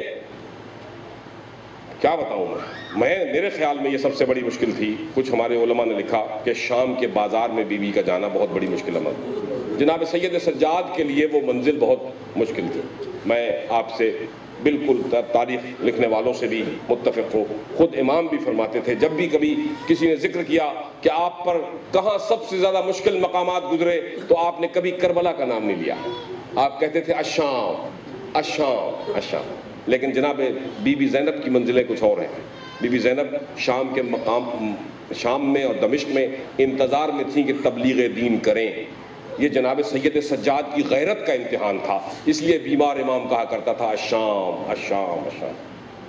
میرے نزدیک جب آپ کربلا کی آج کی تاریخ کو پڑھتے ہیں اور آج کی تاریخ کو دیکھنا چاہتے ہیں، یہ تاریخ پرسوں آپ نے یہاں شام غریبہ کی یاد بنائی تھی، مجلس بھی سنی، خود بھی غم زدہ ہوئے، ایک دوسرے سے مل کے روئے بھی صحیح، کربلا والوں کو پرسہ بھی دیا، اور پھر آپ اپنے دل میں یہ بھی کہہ رہے ہوں گے آقا ہم نے ماتم تو اپنے طور سے تو جتنا کر سکتے تھے کیا، مگر آقا کوئی کوتاہی رہ گئی ہو، جنہوں نے نہیں کہا وہ ابھی کہہ سکتے ہیں، مولا اس عزاداری میں ہم سے کوئی کوتاہی رہ گئی تو معاف کر دینا، اگلے برس پھر توفیق دینا، ہم اس سے زیادہ اچھی عبادت کریں گے، مولا ہم چاہتے ہیں تیری والدہ گرامی کی خوشنودی حاصل ہو جائے، ہمارے عشق اگر اس دفعہ رومال فاطمہ کی زینت نہیں بنے اور گناہوں نے ان کو روک لیا تو مولا کوشش کریں گے کہ اگلی دفعہ ہم کربلا سے بھی ہو کے آئیں، تیری زیارت بھی کریں اور پھر اس کے بعد عزاداری میں حصہ بھی لیں، مولا ہماری معرفت میں کوئی کمی ہو تو اس معرفت کو زیادہ بڑھا دیجیے گا، سارے مولا سے آپ دعا مانگ رہے ہیں، ہم نے ماتم کیا، ہم نے علی اکبر کو یاد کیا، قاسم کو یاد کیا، عزیزو میں بھی سوچ رہا تھا بحیثیت ذاکر کے کہ میں نے ان تمام بڑی بڑی ہستیوں کا ذکر تو کیا، خدا کی قسم ایک چھوٹی سی ہستی مجھے یاد آئی، میں نے کہا آج ضرور اس کو یاد کروں گا، کیونکہ ہو سکتا ہے کہیں میرے نامہ اعمال میں یہ بات لکھی نہ جائے کہ معصوم آبادی تم نے سب کی شہادتیں پڑھی، اصحاب کے ذکر کیے، مگر ایک اور بھی تو حبشی جوان تھا، جون حبشی اس کا نام ہے، اس کا ذکر بھی تم نے نہیں کیا، اور کربلا کی تاریخ اس کے بغیر نامکمل رہ جاتی ہے، مولا کا ایک ادنا غلام ہے، سب شہید ہونے سب اصحاب چلے گئے، آخر میں ابھی بنی ہاشم کی شہادتوں کا وقت نہیں آیا کہ جون روتے روتے روتے ہچکی لیتے لیتے غش میں چلے گئے، نواسہ پیغمبر کو اطلاع دی گئی کہ آپ کا غلام جون جو ہے وہ بے ہوش ہو گیا، آپ نے آئے، اب پانی سے تو بھائی میرے عزیزوں کسی کو غش سے اٹھایا نہیں جا سکتا تھا، پانی تو تھا نہیں، مولا نے ماتھے پہ ہاتھ رکھا، دعا پڑھی، آنکھیں کھولی، جون نے آقا میں بار بار اس انتظار میں تھا اور میں بار بار آپ کی خدمت میں آیا ہوں کہ مجھے اذن جنگ دے دیں، پھر اس کے بعد جب جناب امام حسین کو اپنے قریب دیکھا تو ایک مرتبہ مچل کے کہتے ہیں اب مجھے پتہ چل گیا ہے کہ آپ مجھے کیوں نہیں جنگ کی اجازت دیتے، امام حسین تاریخ کے الفاظ ہیں اور جھومر کی طرح چمک رہے ہیں تاریخ کی پیشانی پر، جون کہتے ہیں اور ہم اور آپ سب کے لیے کتنی بڑی مثال قائم کر کے گئے ہیں جون کہتے ہیں مولا آقا امام آپ ابن رسول ہیں نا، اور آپ نے جتنے اچھے اچھے اصحاب تھے، بڑے بڑے خاندان والے بڑے بڑے بہادر بڑے بڑے جری، ان سب کو تو آپ نے اجازت دی، میری قسمت میں نہیں ہے کہ میں یہ درجہ پا سکوں، کہا حسین کہتے ہیں جون ایسا کیوں کہہ رہے ہو، کہا اس لیے آقا مجھے سمجھ میں آ گئی کہ میں تو ہوں کالا اور میرے خون سے آتی ہے بدبو اور میرا پسینہ بھی ہے بدبودار، تو آپ نہیں چاہتے کہ آپ کے خوشبودار پسینے والی لاشوں میں میری بدبودار لاش شامل ہو جائے، اللہ اکبر، کریم ابن کریم نے ایک مرتبہ سنا، جون کو اوپر اٹھایا، ارے تم ہمارے سامنے ایسی بات کرتے ہو، میں رسول اللہ کا نواسہ ہوں، مجھ حسین کو یہ بات بتاتے ہو، جون تمہیں اجازت ہے تم جاؤ، تم شریک جہاد ہوگے، اور جب جون چلے گئے واپس جب لاش پہ بلایا ہے تو امام حسین گئے، امام حسین جب پہنچے ہیں تو ایک مرتبہ دیکھا کہ خون کا فوارہ ہے جو پیشانی سے جاری ہے، اور ہاتھ رکھا، خون بند ہونے کا نام نہیں رہا، آپ نے اس رومال پاک کو اپنی جیب سے نکالا جو فاطمہ زہرا کا رومال اپنی جیب میں بطور تعویذ رکھا کرتے تھے، آپ نے اس سے بند کیا اور اس کے بعد بند کر کے کہا جون تمہیں شکایت تھی نا کہ تمہارے پسینے سے بدبو آتی ہے، میری ماں کا رومال تجھے مبارک ہو، اب قیامت کے دن جو اٹھے گا نا سب سے زیادہ خوشبو تیری لاش سے آئے گی، جون بھی چلے گئے، یہ تمام ہستیاں چلی گئیں، بڑی قربانیاں دے کے گئی، کربلا میں ہر ایک کی قربانی ہے، میں نے آپ سے گزارش کی تھی 109 سال کا فرد بھی ہے اور 6 مہینے کا بچہ بھی ہے، 6 مہینے کے بچے پر بھی آیت قرآنی پڑھی، اس سے بھی رخصت ہوئے، حسین بس یہ اب کی جو منزل جو کل کا دن گزر گیا، بس اس کی ایک تھوڑی سی بات کرتے ہوئے آگے بڑھنا چاہتا ہوں، جو کل کا دن گزرا وہ بھی بڑی بہیمانہ وارداتوں کا دن تھا، بڑی ہولناک کہانی تھی کل کے دن، شام غریبہ تو گزر گئی، اب جو دوسرا یوم غریبہ آیا ہے نا اس کے بعد وہ جو 11ویں محرم آئی ہے، سب لوگ اپنے اپنے مردوں کو دفن کر رہے تھے، جن کو وہاں دفن کر رہا، کوئی اپنے مردوں کو لے کے جا رہا تھا، کوئی کلیم کر رہا تھا، یزیدی فوج کے لوگ جن کے لاشیں تھے ان کے رشتہ دار لے کے چلے جا رہے تھے، اگر کوئی نہیں تھا لے جانے والا تو زہرا کے لال کو لے جانے والا کوئی نہیں۔ عزیزو کوئی نہیں تھا. ایک مرتبہ عمر سعد کے پاس جناب سید سجاد کو غش سے اٹھایا اور کہا بیٹا پھوپھی کی ایک بات مانو, سب لوگ اپنے اپنے لاشیں جو ہیں دفن کر رہے ہیں, عمر ابن سعد سے کہو کہ اگر وہ نہیں کر سکتا تو ہم خود, ہماری عورتیں مل کے اپنے عزیزوں کی لاشوں کو دفن کرنے کا کچھ بندوبست کریں. عزیزان گرامی, ممبر سے کہتے ہوئے شرم آتی ہے, لیکن کیا کروں, حقیقت امر یہ ہے کہ کتنا شقی القلب تھا اس وقت کا کلمہ گو, اور کتنا ہدایت سے دور تھا وہ مسلمان جو اپنے آپ کو مسلمان کہتا تھا. عمر ابن سعد نے اس کے جواب میں کہا کہ سجاد زینب سے کہو مسلمانوں کو دفن کیا جاتا ہے. بس میں اس سے آگے کیا کروں.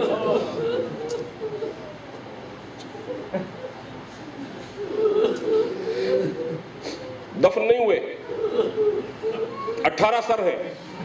اب جتنے بسا اوقات آپ کے علم میں شاید یہ بات نہ آتی ہو, لیکن حقیقت امر یہ ہے کہ اب ان میں بھی ڈسکریمنیشن ہے. جتنے اور لوگ تھے نا ان سب کے سر نہیں کاٹے گئے.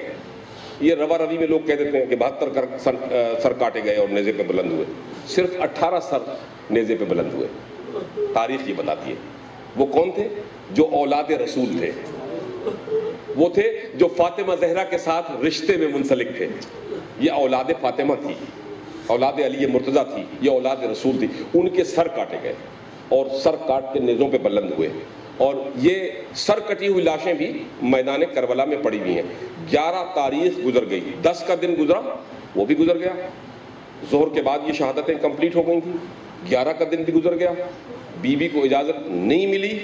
11 کی شام میں جب بی بی کو وہاں سے رخصت, ان کے ہاتھ باندھ دیے گئے اور سواریوں پہ ان کو چڑھا دیا گیا, بے کجاوا اور بے ہودج, بے عماری سواریوں پر ان کو سوار کرایا گیا اذیت کے لیے. اور پھر اذیت کرنے والے جانور, شقی القلب اور ان سے بھی بدتر جانور, ان کو مقرر کیا گیا کہ ان سواریوں کو کوڑے مار مار کے بھگائیں. عزیزوں میں کہاں بتاؤں, یہ تمام چیزیں تاریخ اسلامی کا حصہ ہیں. اور بس مجھے بتانا یہ ہے کہ یہ منزل کتنی مشکل تھی. میں سمجھتا ہوں اپنی دانست میں, اور اگر مولا نے مجھے کوئی اور کہیں سے ہدایت بخشی تو میں آپ کی خدمت میں ضرور پیش کروں گا, مگر میری ریسرچ یہ بتاتی ہے کہ جناب زینب کے لیے اس سے زیادہ تکلیف دہ منظر کوئی نہیں تھا. کیا ہوا کہ بی بی کو بٹھایا اور بے کجاوا اونٹ کے اوپر, اونٹ کی ننگی پیٹھ پر جناب زینب کو رسیوں سے باندھا گیا. ہاتھ بھی رسیوں سے باندھے گئے اور پیر اونٹوں کے ساتھ باندھ دیے گئے, اور بی بی کو اسی عالم میں جناب زینب و کلثوم کو جناب امام حسین اور شہدائے بنی ہاشم کے لاشوں کے پاس سے گزارا گیا. اور کسی ظالم نے پوچھا, زینب تو اپنے بھائی کو پہچان سکتی ہے؟ ہائے ہائے ہائے اللہ. ایک مرتبہ بی بی, میرا دل کرتا ہے, میرا دل کہتا ہے عزیزو بہت رو چکے ہو, بس تھوڑا سا گریہ اور کر لو. یہ آخری مجلس ہے نا اس فصل کی, پھر اس کے بعد انشاءاللہ آپ کا اپنا سینٹر ہوگا, آپ کی اور جگہیں ہوں گی, آپ اور جگہ پر یاد کریں گے, جہاں جہاں مولا کا ذکر ہوگا آپ جائیں گے.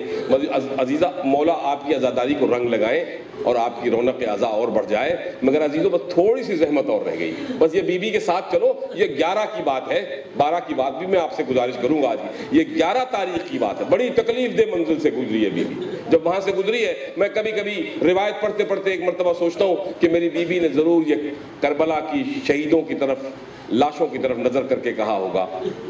روایت کہتی ہے کہ جب بی بی آگے بڑھی تو بی بی نے کیا کیا, ایک مرتبہ دیکھا لاشوں کو, اور لاشیں, ایک لاش بھی سلامت نہیں ہے, ایک لاش بھی سلامت نہیں. بی بی کو اپنا بھائی تو نظر آیا مگر عباس نہیں دکھائی دیے. یہ ساری لاشیں ایک جگہ پر ہیں جو کربلا جا چکے ہو نا, خدا تمہیں کربلا لے جائے. عباس نہر القمہ کے قریب ہیں. یہ ساری باقی لاشیں ایک ساتھ ہیں. اور ایک مرتبہ بی بی نے دیکھا, میرا دل کرتا ہے, ذاکر پڑھتے تو رہتے ہیں لیکن خدا کی قسم اس طرف کسی کا خیال شاید نہیں گیا. مجھے یقین کامل ہے بی بی نے ایک مرتبہ عباس کی طرف دیکھا. عباس کو بہت یاد کیا ہے جناب زینب نے, بہت یاد کیا ہے, ہر مقام پر یاد کیا, کیونکہ ہر کام کی ڈیوٹی عباس کی زینب لگاتی تھی. ایک مرتبہ کہا عباس کے خیمے کو جو آپ جا کے دیکھیں گے نا کہ خیمہ گاہ میں جناب عباس کا رتبہ کیا ہے, تو پھر آپ کو سمجھ میں آئے گی کہ ہر مستور کی کوئی بھی حاجت ہوتی تھی اس کی زبان پہ آتا تھا یا عباس, یا قمر بنی ہاشم, یا عباس. عباس کو تلاش کرنا. ایک مرتبہ بتاؤں بی بی نے کیسے جناب عباس کو خراج عقیدت پیش کیا ہے. ایک مرتبہ بی بی نے اپنے ہاتھ جو بندھے ہوئے تھے نا اسی عالم میں اپنے آپ کو اونٹ سے نیچے گرا دیا. میں کیوں کہہ رہا ہوں, میرا دل کہتا ہے. ایک مرتبہ بی بی نے کہا عباس فقط تم اکیلے نہیں ہو, جو زمین کربلا پہ گرے تھے تو بازو نہیں تھے, زینب کے بازو تو ہیں مگر بندھے ہوئے ہیں. عباس جس طرح تم زمین پہ گرے تھے تمہاری بھائی بہن بھی اسی طرح زمین پہ گر رہی ہے. گر گئی جناب زینب. اب جو گریں تو ایک مرتبہ تڑپ کے پہنچی بہن بھائی کی لاش کے پاس اور کہتی ہیں انت اخی. بڑا ہی عجیب جملہ ہے, مصائب کی انتہا ہے. بس مجھے کبھی کبھی یہ لفظ کیا کہا, بس منظر میرے ساتھ رہے گا. زہرا آپ کی دعاؤں کو قبول فرما لے, جناب سیدہ آپ کی عزاداری کو قبول فرما لے. میری بیوی نے کہا انت اخی, میرے بھائی, کیا تم میرے بھائی حسین ہو؟ ایک مرتبہ آواز زینب آئی. میں پوچھتا ہوں تاریخ سے بہن نے یہ جملہ کیوں کہا؟ بھائی کی لاش تو پہچان رہی تھی, لاش کے ٹکڑوں پر جو لباس تھا خود زینب نے پہنایا تھا, اس لیے زینب کو تو پتا ہے. مگر خدا کی قسم ایک مرتبہ کربلا سے مدینے کا سفر میرے سامنے آ جاتا ہے. بی بی کہہ رہی ہے انت اخی, کیا تو ہی میرا بھائی ہے؟ مسلمانوں کو ایک مرتبہ یاد کرایا, ارے یہی وہ میرا بھائی ہے جو دوش پیغمبر کا سوار تھا, ارے یہی وہ میرا بھائی ہے جو فاطمہ کی گود میں پلا تھا, ارے یہ وہی میرا بھائی ہے جو پشت رسول پر حالت سجدہ میں سوار ہو گیا تو وہ نماز انتظار کر رہی تھی.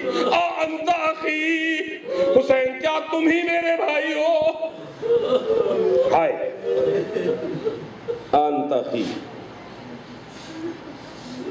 پھر سوار کرا دی گئی, کچھ تو نہ کر سکی, نہ سر پہ چادر تھی. ایک مرتبہ کہتی چلی خدا کی قسم, اور آج کربلا جانے والوں مجھے اللہ نے ابھی تازہ سعادت دی ہے, ایک منزل میرے سامنے, اور ایک چیز میں اسی حساب سے آپ سے ساتھ آپ کے پڑھ رہا ہوں کہ کربلا جاتے جاتے ایک مرتبہ کچھ اور تو نہیں ہو سکا, مگر زینب نے وعدہ کیا تھا بھیا میرے سر پہ چادر بھی نہیں ہے کہ میں آپ کو اپنی چادر کا کفن پہنا دیتی, مگر تھوڑی دیر رکو مسلمانوں. زینب نے حسین کے نام کو وہ بلندی عطا فرمائی, اپنی چادریں قربان کر کے. ایک مرتبہ بھائی سے وعدہ کیا تھا کہ میں زینب نہیں ہوں, اگر تیرا غم کراتے کراتے اور تیری یاد کو بلند کرتے کرتے پوری دنیا میں تیری بے کفن لاش کا یہ معجزہ نہ کر دوں کہ دنیا میں مرنے والا کہیں بھی مومن اگر خواہش کرے تو کہے کربلا کا کفن چاہیے. اگر ہر مومن کفن کربلا کا کفن نہ مانگے تو زینب میرا نام نہیں. کربلا کا سب سے بڑا تحفہ کیا ہے؟ کفن. خاک کربلا کا کفن, کربلا سے لایا ہوا کفن. ہاں یہ میری بیوی کا معجزہ ہے. اپنے سر پہ چادر نہیں تھی, بھائی سے وعدہ کر کے گئی تھی. تو عزیزو آج بھی آپ نے دیکھا جو بیمار کربلا ہے خود بیماریوں کا شکار ہے, تکلیفوں اور ستم کا شکار, مگر اس کے نام سے شفا ملتی ہے مریضوں کو. آج جو بھی دنیا کا کوئی مریض ہے اس کے نام سے شفا ملے گی. جس کو کفن نہ ملا اس بے کفن حسین کے نام پہ سب مومنوں کو کفن ملتے ہیں. ارے جو بچے شہید ہو گئے ان چھوٹے چھوٹے بچوں کے نام پہ اللہ لوگوں کو اولاد نرینہ عطا فرماتا ہے. یہ وہ حق کے پیمانے ہیں عزیزان گرامی کہ ان کی قربانیاں اتنی عظیم المرتبت ہیں اور اللہ کو اتنی پسند آئیں کہ کوئی ان کی قربانی کو یاد کرے, ایک مرتبہ توسل کر لے. یہ توسل بڑی اہم جگہ, صرف منہ سے کہتے رہنا کافی نہیں ہے. میں ایک مرتبہ آپ نے دل میں تھوڑی دیر کے لیے سوچا کہ آپ امام کے پاس پہنچ گئے اور بس امام کے قدموں میں لپٹ کے, یاد رکھیے گا میرے مولا کا ایک قول میں بتاتا چلوں, میں مصائب کی اس منزل پر آ گیا ہوں کہ قول دہرانے کا غالباً وقت نہیں ہے, لیکن میں ان آداب سے مبرہ ہو کے کہنا چاہتا ہوں. مولا کائنات فرماتے ہیں کہ جب تم نماز پڑھنے لگو تو وضو پہلی منزل ہے, وضو جوانوں کی طرح کیا کرو اور نماز بوڑھوں کی طرح پڑھا کرو اور دعا بچوں کی طرح مانگا کرو. میں اس دعا کی منزل پہ آ رہا ہوں. جب آپ کا توسل ہو جائے نا تو بچوں کی طرح گڑگڑا کے بلبلا کے دعا کیا کیجئے. اب جب بچوں کی دعا کریں گے نا, اللہ حسین کریم اور اس کا اللہ پاک آپ کو محروم نہیں کرے گا۔ اس لیے عزیزو، جہاں جہاں جس وقت جس آنکھوں میں آنسو آنے لگے، بس وہی منزل توسل ہے، اس سے بہتر منزل کوئی نہیں ہے۔ اللہ نے کہا کہ سب سے بڑی عبادت کا جو مغز ہے، عبادت کا جو جسٹ ہے، وہ یہ ہے کہ انسان اس کا دل نرم ہو جائے، اس کی آنکھوں میں آنسو آ جائے، اور وہ آنسو دنیا میں ظاہر بڑی بڑی عبادتوں کے بعد اس آنسو کے قابل ہوتا ہے۔ حسین تیرا لاکھ لاکھ شکر ہے میرے آقا سید والا نواسہ رسول، کہ آپ نے ہمیں اس قابل بنا دیا کہ اس فرش عزا کے ذریعے سے ہم آپ کا ذکر کرتے ہی ہماری آنکھوں میں آنسو امڑ آتے ہیں، اور جیسے وہ آنسو امڑے آپ قربتاً اللہ، اللہ کے قریب ہو گئے۔ حسین کے قریب ہوئے تو اللہ کے قریب ہو گئے، پر آپ اس وقت اپنی دعاؤں کو یاد کیا کیجئے۔ پروردگارا، یہ جو آج کا دن گزر رہا ہے، یہ وہ دن ہے جب آل محمد کے ان سر کٹی لاشوں کو تدفین کا سامان کیا گیا۔ زینب کل چلی گئی، پرسوں کوفہ میں داخل بھی ہوگی، بڑی بڑی سخت منزلیں ہوں گی جس سے گزرنا پڑے گا، اور آج کا دن جب قبر بنانے کے لیے آئے، مجھے بس تبرکاً یہ دو جملے اس لیے کہنے، میری مجلس تمام ہو چکی، آپ نے پورا ساتھ دیا، خدا اندلم آپ کے اس گریوں کو قبول فرما لے اور آپ کی دعاؤں کو مستجاب فرما لے۔ مگر آج 12 محرم کو جب بنی اسد والوں نے دیکھا اور ان کی عورتوں نے ان کو غیرت دلائی کہ تم بے شرم یہاں بیٹھے ہوئے گھروں میں کب کی ابن زیاد کی فوج چلی گئی، تم ابھی بھی رسول اللہ کے بیٹے کا جنازہ نہیں دفن کرو گے، تم لوگ جاؤ، اگر تم نہیں جاتے تو ہم جانے کے لیے تیار ہیں۔ جب انہوں نے عورتوں کی یہ بات سنی ہے تو پھر یہ لوگ باہر نکلے، خوف میں تھے، سراسیمگی میں تھے، دہشت میں تھے کہ انہوں نے کہا یہ نکل جائے کس طریقے سے ابن زیاد کی فوج، کہیں واپس نہ آ جائے۔ جب یہ دور چلے گئے ہیں، یہ میدان کربلا خالی ہوا تو یہ 12 تاریخ کو یہ لوگ دفن کرنے کے لیے آئے، اور یہ جب دفن کرنے لگے ہیں عزیزو، اس وقت انہوں نے دیکھا کہ کربلا میں جیسے ہی یہ لوگ پہنچے، انہوں نے دیکھا کہ کوفے والی جانب سے، کوفے کے رستے میں سے ایک شخص آ رہا ہے، گرد کو اڑتے ہوئے دیکھا، سب منتظر ہوئے، دیکھا کہ ایک شخص ہے، بڑی مفلوق الحال ہے، ہڈیوں کا ڈھانچہ ہے، جسم سے جگہ جگہ خون بہ رہا ہے، اور وہ آ کے کہتا ہے کہ میں تمہاری مدد کرنے آیا ہوں، تم ہمارے لاشوں کو دفن کرنے کے لیے آئے ہو نا؟ انہوں نے کہا ہم آئے ہیں، ہمیں افسوس ہے کہ ہم اس سے پہلے نہیں آ سکے، ہم بہت ڈر میں تھے، کہا ابھی آ جاؤ، میرا ساتھ دو۔ سب کا ساتھ کیا، سب جنازوں کو اکٹھا کیا، اور جناب آپ کا امام، میرا چوتھا مظلوم امام، میری جد سید سجاد خود تشریف لائے ہیں اور ساری لاشوں کو اکٹھا کیا، جناب امام حسین علیہ السلام کو دفن کیا، اس کے بعد پھر ان کی پائنتی حضرت علی اکبر کو دفن کیا، ان کے ساتھ دیگر شہداء کو دفن کیا۔ جب امام علیہ السلام کے دفن کرنے کی منزل آئی ہے، بس میری تقریر ختم ہو رہی ہے عزیزو۔ ایک مرتبہ رسول خدا کے نواسے کو تمام بنی اسد کے لوگوں نے اکٹھا کر کے اٹھانا چاہا، یہ سب مل کے، ان کی تعداد کچھ لوگوں نے 40 لکھی ہے، کچھ نے 200 لکھی ہے، مگر یہ امام حسین علیہ السلام کے لاشے کو 1 انچ بھی نہیں ہلا سکے۔ اور اسی پر جناب سید سجاد نے کہا میرا یہ امام معصوم کا لاشا ہے، تم سب ہٹ جاؤ، میں اس کو دفن کروں۔ لوگوں نے کہا اے شخص تو ہے کون؟ آپ نے جواب نہیں دیا، خاموش ہوئے۔ پھر ایک دفعہ لوگوں نے پوچھا کہ آپ اس حالت میں کیسے آئے ہو، کون ہیں، کہاں سے آئے ہیں؟ تو پھر آپ نے جواب نہیں دیا۔ پھر ایک شخص، ان کا معمر بزرگ ہے، وہ کہتا ہے تجھے اس لاش کی قسم جس کے پاس تو کھڑا ہوا ہے، اس کا جو حق تجھ پر ہے اس کا واسطہ ہمیں بتا دے کہ تو کون ہے۔ آپ نے سر جھکایا، آپ نے کہا میں سید سجاد ہوں، میں زین العابدین ہوں، میں حسین کا بیٹا علی ابن الحسین ہوں۔ جب امام حسین کی لاش کو اکٹھا کرنا چاہا، امام حسین کی لاش ایک جگہ تھی، جناب عباس کی لاش دور تھی، کسی نے آ کے بتایا کہ وہاں ان کی لاش ہے، اگر آپ حکم دیں تو ان کی لاش کو ہم یہاں لے آئیں، مگر ان کی لاش اتنی بوسیدہ ہے کہ جہاں سے ہم اٹھاتے ہیں لاش کے ٹکڑے ٹکڑے ہوئے۔ امام نے فرمایا نہیں، وہیں رہنے دو، میں اپنے چچا کو وہیں چل کے سلام کروں گا۔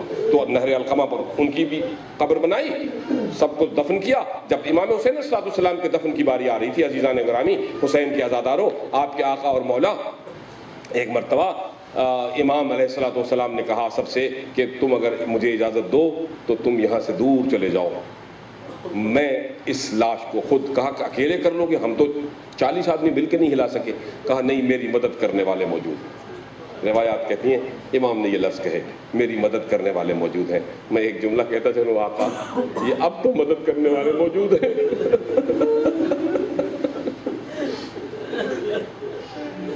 یہ مولا ابھی تو مدد کرنے والے آ گئے، اللہ مدد کرنے والوں کو سلامت رکھے، مگر یہ 2 دن قبل کہاں تھے؟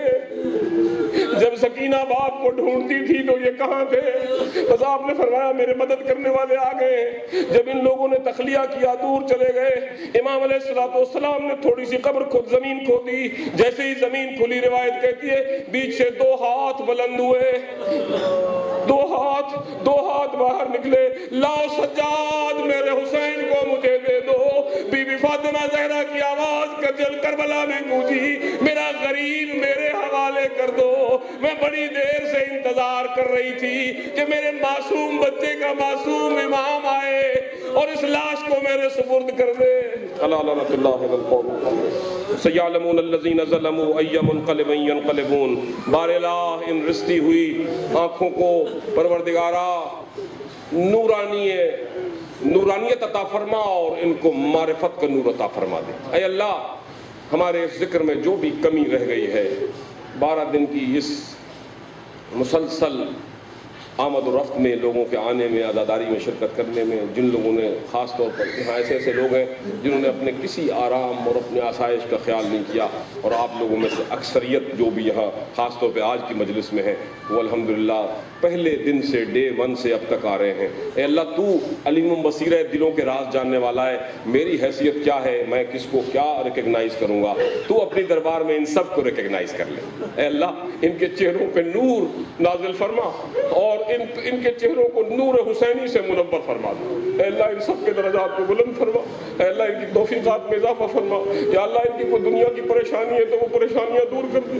اے پروردگار تجھے جناب سیدہ زینب کی مظلومی کا واسطہ، جو بھائی کو کفن نہ دے سکی تھی، جو محروم ہے ان کو اپنے خزانہ غیب سے عطا فرما دے۔ اے اللہ جن کو کوئی بیماری جن کے گھروں میں ہے، بیماری سید سجاد کا واسطہ ان کی بیماریوں کو دور کر دے۔ اے اللہ جو اولاد کے خواہش مند ہیں، جناب قاسم کی ماں کا واسطہ تجھے، اور جناب قاسم کے دلہا بننے کا واسطہ، اور علی اصغر کا واسطہ تجھے پروردگار، اور جو بچیاں ہماری بیمار ہیں اللہ جناب سکینہ اور جناب صغرا کا واسطہ، تو ان بچیوں کو شفا یابی عطا فرما، اور ہمارے جو بھائی اور دوست اور احباب یہاں خواتین میں بھی اور مردوں میں بھی جنہوں نے عزاداری میں شرکت کی ہے اور خدمت کی ہے، اللہ ان کو اور بڑا جذبہ خدمت انجام دے دے۔ اے اللہ ان کو دل کو وسعت عطا فرما۔ ان کے بزرگ جو اس دنیا سے جا چکے ہیں، ہمارے شرازی صاحب کے بزرگ، ہمارے جاوید بھائی کے بزرگ، وسیم بھائی کے بزرگ، چودھری صاحب کے، جو جتنے بھی لوگ ہمارے شاہ صاحب کے بزرگ، شاہد ترمذی صاحب کے، قادمی صاحب کے بزرگ، جو بھی نام میرے سامنے ہیں وہ معاف کیجیے گا جن کے نام نہیں آ رہے ہیں، لیکن اللہ کے کتاب میں سب کے نام موجود ہیں۔ خداوندہ میں تیرے حضور درخواست کرتا ہوں، میں مسافر پردیسی بے کس سید کی دعا کو قبول فرما، اس کمیونٹی کو تا قیام قیامت اس کو دوام عطا فرما دے۔ اے اللہ ان کے درمیان محبت و یگانگت کو پیدا فرما اور زیادہ کر دے۔ اے اللہ ان کے درمیان کوئی تفرقہ بازی کرنے والا ہو تو اے پروردگار ان کو ان سے دور کر دے، ہر قسم کے دشمن کے شر سے ان کو محفوظ فرما دے۔ اے پروردگار پوری کائنات میں جہاں جہاں ہمارے مسلمانوں نے، مومنوں نے ماتم کیا ہے، اللہ عزاداروں کی اس ماتمی خدمت کو قبول فرما، اور ہمیں حسین کے ساتھ اس دنیا میں بھی اور اس دنیا میں بھی محشور فرما۔ ربنا تقبل منا انک انت السمیع العلیم بجاہ محمد وآلہ المعصومین صلوات۔